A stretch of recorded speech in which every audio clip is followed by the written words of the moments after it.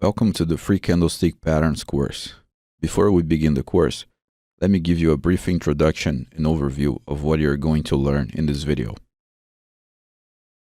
In this free course, you are going to learn the most relevant and most frequently used candlestick patterns. We'll begin by looking at the elements of a candle pattern and how we use these different elements to classify the various patterns in useful ways. Next, we'll look at each candle pattern individually. We'll look at the name and classification of each pattern, the logical interpretation of each pattern, which is extremely important, the comparison and connection between different types of patterns, which is something that helps memorizing not only the name, but the logical interpretations as well, the advantages and disadvantages of using candlestick patterns as a trading technique, and some very important conclusions about the use of this technique in real trading. This is considered to be basic knowledge about trading, so this entire course is free. Let's begin by talking about the basic elements of candlestick patterns. A candlestick pattern has two elements that classify it: the complexity and the type. It's important to understand these elements and classifications because that will simplify things later. Let's take a look at each of these two elements individually to see what they mean. The complexity of a candlestick pattern refers to how many candlesticks compose the pattern. There are two levels of complexity. There are simple patterns and complex patterns. Let's see what these two classifications mean. A pattern can be simple, which is when the pattern is formed by only one candlestick. In other words, the shape of only one candlestick will give a signal about what the market is going to do next. A pattern can also be complex, which is when the pattern is formed by two or more candlesticks. In other words, a combination of two or more candle shapes will form a single pattern that will signal what the market is going to do next. All candlestick patterns we are going to study in this course can be categorized into these two levels of complexity. In other words, candlestick patterns can be simple, which is when the pattern is formed by one candlestick only, or they can be complex, which is when the pattern is formed by two or more candlesticks together. That sums up the first element of a candlestick pattern, which is its complexity. Let's take a look now at the second element, which is the type. There are three types of patterns: the reversal patterns, the continuation patterns, and the neutral patterns. Let's begin by taking an overall look at reversal patterns. Reversal patterns indicate that price will reverse its current direction, meaning that price will be going in one direction, and when the pattern appears, it will start going in the opposite direction immediately after. Reversal patterns can be bullish or bearish, so let's take a quick look at what that means. The terms bullish and bearish are part of the market jargon to indicate if something is going up or down.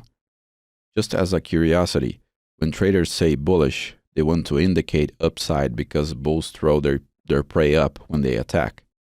When traders say bearish, they want to indicate downside because bears throw their prey down when they attack.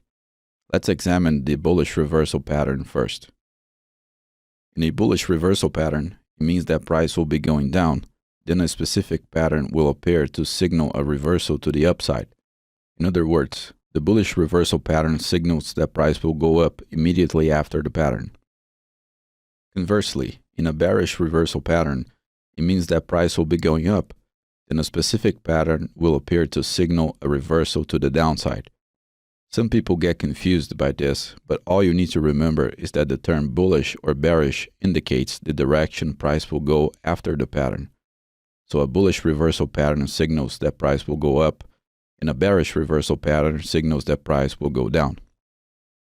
In summary, reversal patterns indicate that price will reverse its current direction, and they can be divided into bullish and bearish reversal patterns.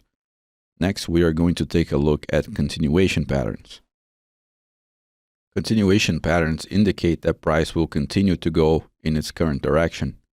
Like the name suggests, the continuation pattern states that price will continue its current trajectory instead of reversing it. Like reversal patterns, continuation patterns can be bullish or bearish.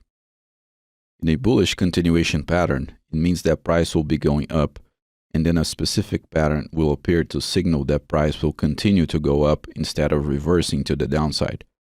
The term bullish indicates the direction price will go immediately after the pattern. In a bearish continuation pattern, it means that price will be going down, and then a specific pattern will appear to signal that price will continue to go down instead of reversing to the upside. Once again, the term bearish indicates the direction price will go immediately after the pattern. That covers the continuation patterns. In summary, the reversal patterns indicate price will change direction, and continuation patterns indicate that price will not change direction. Both reversal and continuation patterns can either be bullish or bearish. The third and last type of candlestick pattern is the neutral pattern. Neutral patterns indicate a momentary stop in price. Unlike reversal and continuation types, there is no such thing as bullish or bearish neutral patterns. In a neutral pattern, price can either be going up or down, and then a specific candlestick pattern will appear to signal that price stopped advancing in its current direction. For example, imagine that price was going up. If a neutral pattern appears, it will indicate that price has momentarily stopped going up, but it doesn't necessarily mean it will continue going up or reverse to the downside. In other words, the neutral pattern doesn't indicate the direction that price will go next. It just indicates that price has momentarily stopped advancing its current direction. That concludes the overview of the three types of candlestick patterns. In summary, reversal patterns indicate that price will change direction, and continuation patterns indicate that price will continue its current direction. Both reversal and continuation patterns can either be bullish or bearish. Neutral patterns don't indicate the future direction of price. They simply indicate a momentary stop. Since neutral patterns don't indicate the future direction of price, there is no such thing as bullish or bearish neutral patterns. That covers the two elements of a candlestick pattern. The combination of these two elements form the classification of candlestick patterns, which is very useful to organize the many patterns we want to memorize and understand. The way we use the classification is by saying the complexity first and then the specific type to classify the pattern. For example, a simple bullish reversal pattern. Just by looking at the classification, we know that the pattern is composed by only one candlestick since it's a simple pattern, and we also know that the pattern indicates a reversal to the upside since its type is bullish reversal. Another example could be a complex bearish continuation pattern. Again, just by looking at the classification, we know that the pattern is composed by two or more candlesticks, and that it indicates that price will continue to go down since it's a bearish continuation. A third example could be a simple neutral pattern. In this case, we know that the pattern has only one candle and that it indicates a momentary stop in price. The way we study various candlestick patterns is by saying their name and then saying their classification. For example, the hammer is a simple bullish reversal pattern. In this case, the name of the pattern is hammer, and just by looking at its classification, we know that it is composed by one candlestick only, and it indicates that price will go up immediately after the pattern appears. Another example could be the doji is a simple neutral pattern, so the name of the pattern is doji, and by looking at its classification, we know that it is composed by one candle only, and it indicates a momentary stop in the advancement of price. As I said before, this is useful to memorize and organize the patterns since there are many of them. Now that we understand the details of how we classify the various candlestick patterns, we can start studying the patterns individually to learn about their logical interpretations, which is the most important part. Before we move on, there is one last thing to remember. Names and classifications just help memorizing and organizing the patterns. The really important thing is to understand the logic behind each candlestick pattern. You will not benefit from learning all the patterns if you don't understand why they might work and the rationale behind each one. With that said, let's begin by taking a deeper look into the neutral candlestick patterns. There are only simple neutral candlestick patterns, meaning patterns formed by one candlestick alone. The neutral patterns are formed by the doji family, which is itself formed by 5 types of doji. The main characteristic of a doji is that the opening and closing values of a candlestick are equal to one another. In other words, dojis have no candle body. That's the key to understand why dojis are a neutral pattern. The fact that the open and close values are equal to one another implies that there was no clear winner in the internal battle of buyers and sellers of the candlestick. During the formation of the candle, buyers and sellers struggle to see who is going to dominate that candlestick in particular. If the candlestick closes higher than it opened, it generally means that buyers won that battle. If the candlestick closes lower than it opened, it generally means that the sellers won that battle. If the open and close values are exactly the same, it means that neither buyers nor sellers won because they have similar power.